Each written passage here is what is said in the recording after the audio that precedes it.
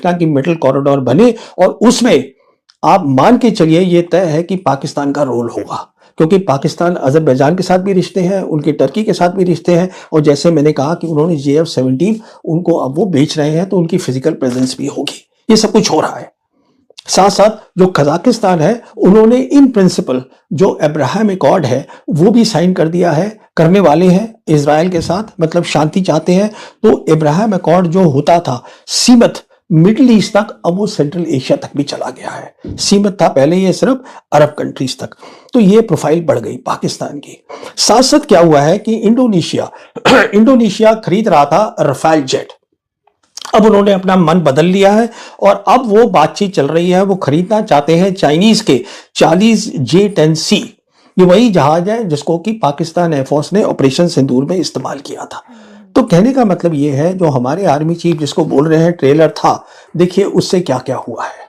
चलिए आगे चलते हैं। उनका दूसरा पॉइंट है, जो वो उनसे पूछा गया कि आपने क्या सबक सीखा है, जो सबने सुना होगा। तो लेसन में उन्होंने ये बताया कि एक तो ये सीखा है कि जो डिसीजन मेकिंग है, मतलब जब आप फैसला लेते हैं तो फैसला बहुत जल्दी जल्दी लेना पड़ता है, इसलिए फैसला एक जगह नहीं लिया जा सकता और फिर वो आप नीचे सबको बताएं वो फैसला, इसलिए फैसला हर लेवल पे लेना पड़ेगा अगर आपको ऑपरेशन जल्दी करना है। तो ये बताया।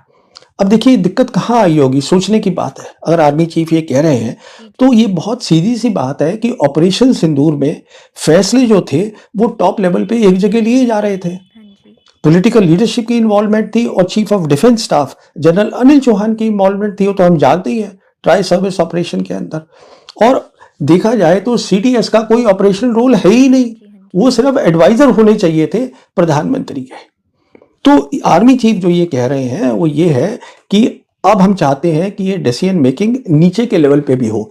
अब मैं ये बताना चाहूँगा आर्मी चीफ को, शायद उनके दिमाग से ये बात उतर गई है कि जो हमारी लड़ाई है, हिंदुस्तान की लड़ाई की जो सोच है, जो डॉक्ट्रिन है, वो ये है कि प्लान एक बनेगा, सब सर्विसेज प्लान बनाती है हमें क्या करना है।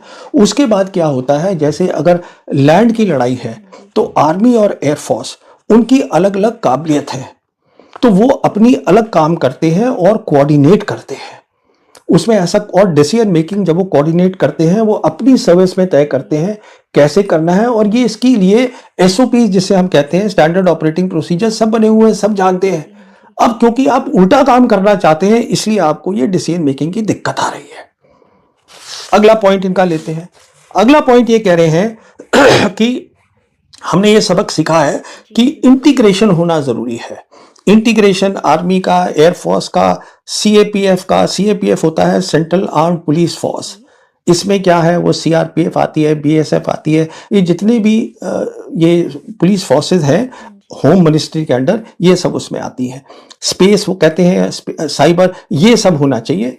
इन सबको इकट्ठा रखना है, क्योंकि अब वो कह रहे हैं कि इन सबको इंटीग्रेट करके लड़ाई करनी है, और इसको वो बोलते हैं मल्टी डोमेन ऑपरेशंस।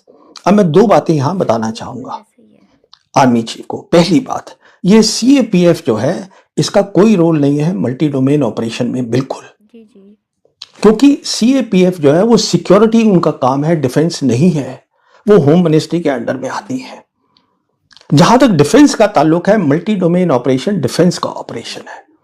यहां पर जब आप बात कर रहे हैं इंटीग्रेशन की, तो इंटीग्रेशन एक लंबा तरीका है, एक लंबा प्रोसीजर है। मिसाल के तौर पे आपको क्या करना पड़ेगा, सबसे पहले आर्मी, एयरफोर्स, नेवी, इन तीनों को नेटवर्क करना पड़ेगा, इनके कम्युनिकेशन लाने पड़ेंगे जो सॉलिड कम्युनिकेशंस हो, वो आपको पहली चीज चाहिए। दूसरी आपको चाहिए कि जो डोमेन्स हैं जैसे कि साइबर, इलेक्ट्रॉनिक वॉरफेयर, स्पेस, इसमें आप काबिलियत बढ़ाइए। काबिलियत दो तरीके से बढ़ेगी। पहले जब आप काबिलियत बढ़ाएंगे, उसको हम बोलते हैं फोर्स मल्टीप्लायर। उसका मतलब ये होता है कि जैसे 3 आर्मी, एयरफोर्स, नेवी है, वो उनकी अलग अलग मदद कर रही है, उनके इजाफा कर रही है, इंक्रीज कर रही है उनकी ऑपरेशन की क्षमता को। दूसरा लेवल होता है कि जब ज्यादा ये काबिलियत आ जाती है, तो ये आप अपने अलग ही एक डोमेन बन जाती हैं लड़ाई करने की। तब ये हालत होती है कि आपके पास 4 तो हो जाती हैं फिजिकल डोमेन, जो कि लैंड, एयर, सी, नेवी और स्पेस हो गई, और 2 हो जाती हैं वर्चुअल। जो है कि साइबर और इलेक्ट्रोमैग्नेटिक स्पेक्ट्रम, जिसमें हम इलेक्ट्रॉनिक वॉरफेयर करते हैं, आप उनको फिर नेटवर्क करिए इन चीजों को, उसको मल्टी डोमेन ऑपरेशन बोलते हैं।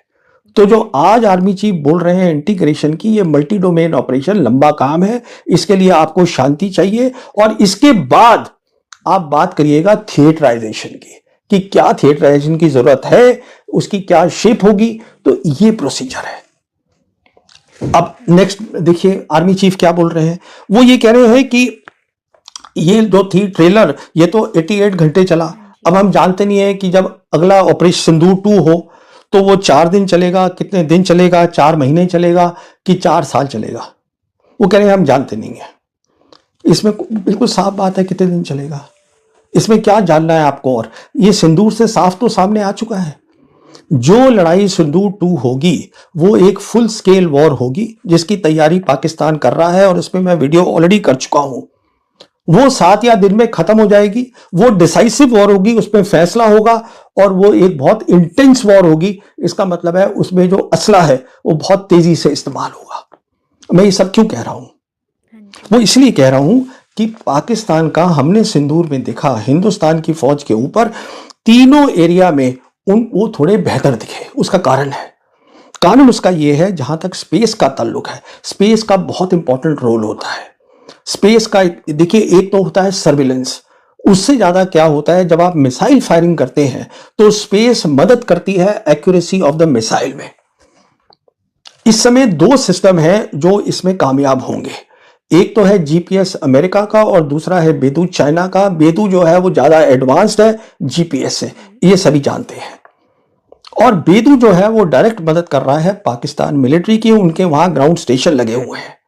जब मैं कहता हूं कि ये ज्यादा एडवांस है मिसाइल के ताल्लुक में के उसमें, उसका मतलब ये होता है उसमें एक एटॉमिक क्लॉक होती है।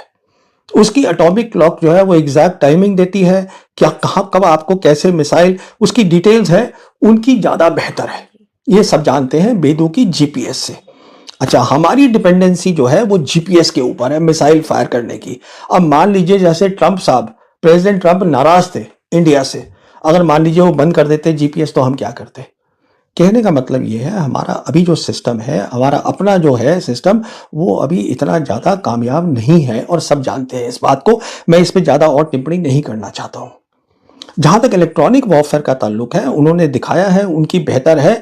हमारी इलेक्ट्रॉनिक वॉरफेयर बालाकोट में कमजोर दिखी थी, और अभी तक उसको बहुत अच्छा कर लेना चाहिए था, पर वो नहीं हो पाई। क्यों? ये इंडियन एयरफोर्स ही बता सकती है, और या मिलिट्री बता सकती है इसका कारण क्या है। तीसरी बात होती है साइबर की। साइबर भी हमने देखा, उन्होंने एक नमूना दिया था, जम्मू कश्मीर के जो जितने भी वो थे कंप्यूटर्स थे वो बंद कर दिए। तो काबिलियत है, और चीन उनकी पूरी मदद कर रहा है। आप मान के चलिए, सिंदूर 1 में चीन ने मदद करी, सिंदूर 2 में और मदद करेगा चीन, पूरी पाकिस्तान की। बिकॉज चीन आपसे लड़ाई नहीं लड़ेगा, चीन आपको समझता ही नहीं है अपने लेवल का। पर चीन ये देखेगा कि पाकिस्तान जो है वो काफी अच्छा करेगा जब सिंदूर 2 होगा। इसी कारण से, क्योंकि ये इन डोमेन्स में, मैंने इनको वर्चुअल डोमेन्स बोला है, ये जो होती हैं इलेक्ट्रॉनिक वॉरफेयर, साइबर, स्पेस, इसमें अगर आप अव्वल नहीं हैं, आप लड़ाई नहीं जीत सकते, क्योंकि उनके पास ये काबिलियत है। पाकिस्तान के पास, चीन ने उनकी मदद कर रही है, करा है और करती रहेगी। तो अब वो जो लड़ाई लड़ेंगे अगली जो होगी फुल स्केल, वो होगी जिसको मैं बोलता हूं एक अलग अंदाज में, जिसको ऑपरेशनल लेवल ऑफ वॉर बोलते हैं। जो एक डिसाइसिव लेवल ऑफ वॉर होता है वहां पर होगी। और हमने देखा भी है, जो पाकिस्तान एयरफोर्स थी, उन्होंने जो दिखाया, नमूना दिया सिंदूर के अंदर, वो एक मल्टी डोमेन ऑपरेशन का था। मतलब बीवीआर, आप बियॉन्ड विजुअल रेंज, मतलब आप 143 किलोमीटर से आप फायर कर रहे हैं मिसाइल को। आप डॉग फाइट नहीं कर रहे हैं कि आप मतलब एक हवाई जहाज की दूसरे से लड़ाई हो रही है और दोनों पायलट एक दूसरे को देख सकते हैं, नहीं, ये एक अलग लड़ाई है। उसी तरीके से उन्होंने सिंदूर के बाद जो है, उन्होंने अब एक नई रॉकेट फोर्स खड़ी कर ली है पाकिस्तान आर्मी के अंडर, और इस पे मैं काफी वीडियो कर चुका हूं। कहने का मतलब यह है कि अब वो काबिलियत देख रहे हैं, इसमें हाइपरसोनिक मिसाइल आएंगी पाकिस्तान एयरफोर्स के अंदर, मान के चलिए 5th जनरेशन J-35 आएंगे। तो ये सब काबिलियत वो ले रहे हैं, अपनी जो उनकी खामियां हैं वो भी उसको भर रहे हैं। कहने का मतलब ये है कि एक तरफ तो वर्चुअल डोमेन्स में जो इलेक्ट्रॉनिक वॉरफेयर है, साइबर है, स्पेस है, इसमें उनकी मदद बहुत है और काफ़ी चाइना और उनकी अपनी क्षमता बहुत है। और दूसरी तरफ अब वो ये मिसाइल्स में भी जा रहे हैं काइनेटिक फायर के अंदर, जो बहुत तेज से और हाइपरसोनिक स्पीड से होंगे। कहने का मतलब मैं ये है कि हमको समझना चाहिए ये लंबी लड़ाई नहीं है, बट काबिलियत चाहिए है। अगर छोटी लड़ाई भी होगी, ये जैसे मैं कह रहा था 7 से 10 दिन से ज़्यादा की नहीं हो सकती, तो उसके अंदर भी एक इंडस्ट्रियल कॉम्प्लेक्स चाहिए, बिल्कुल। जिससे कि आपको लड़ाई लड़ने के लिए ये घबराहट